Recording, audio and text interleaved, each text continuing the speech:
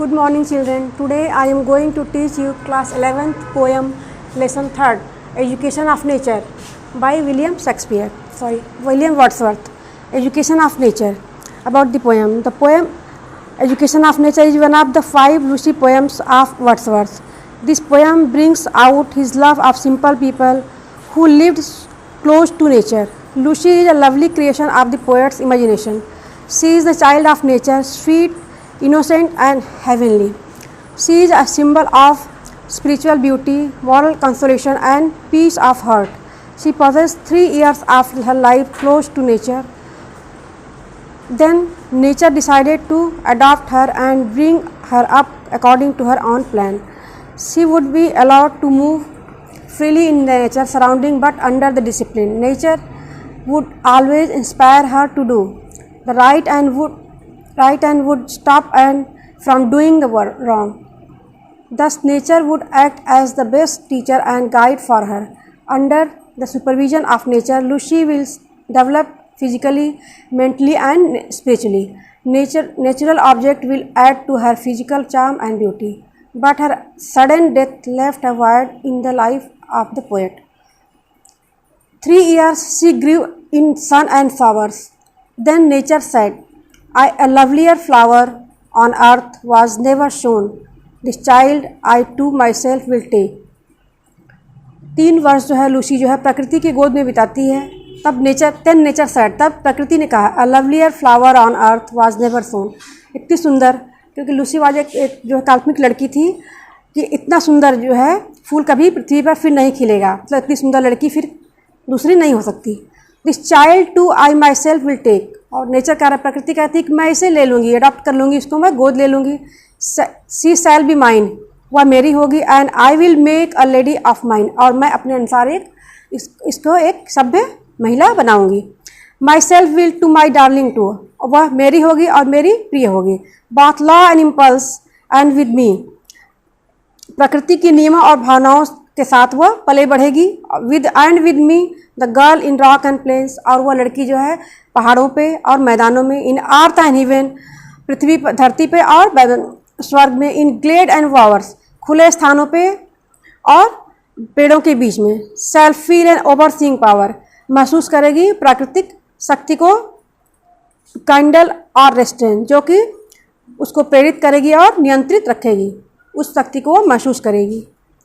C shall be sportive as the fawn, वह हिरण के बच्चे के समान फुर्तीली होगी. That wild with glee across the lawn और up the mountain springs. That wild with glee, वह जैसे कि हिरण का बच्चा स्वच्छंद होकर दौड़ता रहता है, किसी बंधन में नहीं रहता है, उस तरीके से वाइल्ड, वही जंगली कहा गया है, स्वतंत्र होकर के, उस तरीके से वह भी जो है प्रसन्नतापूर्वक इस मैदान के उस पार तक दौड़ लगाएगी, हिरण के बच्चे के समान. और अप द माउंटेन स्प्रिंग, पहाड़ों पे, झरनों के पास. And her shall be the breathing balm, और वह उसके लिए बाम का काम करेगा, मरहम का काम करेगा. And hers the silence and the calm, और उससे वह प्रकृति से वह शांति सीखेगी. Of mute and insensate things, शांत और निर्जीव वस्तुओं से वो प्रेरित होकर के अच्छे आचरण सीखेगी.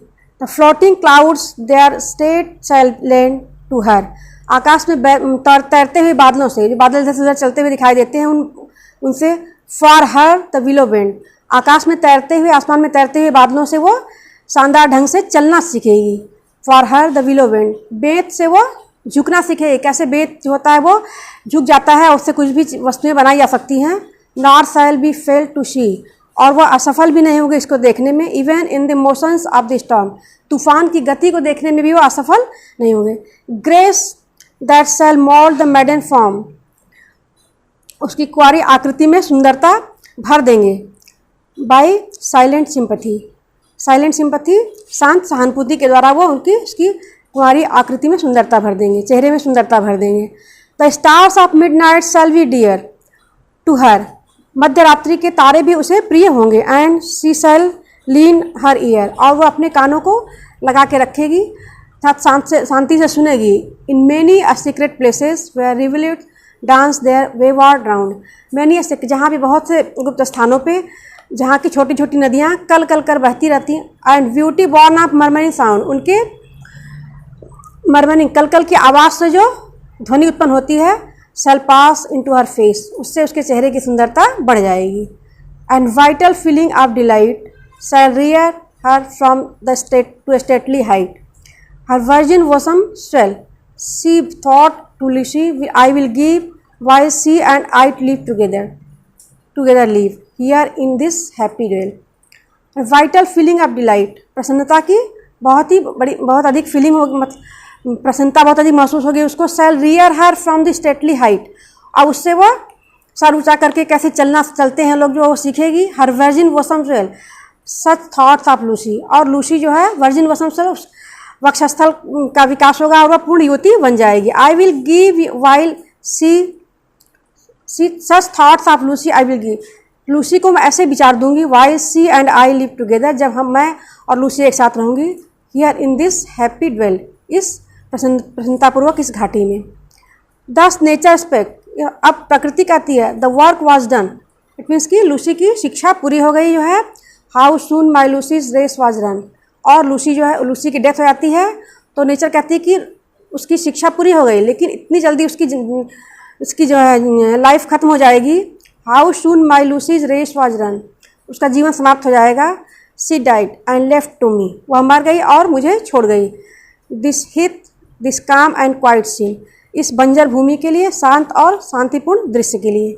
The memory of what has been and never more will be, और वह हमारी स्मृतियों में रहेगी और उससे अधिक कुछ भी नहीं। थैंक्स।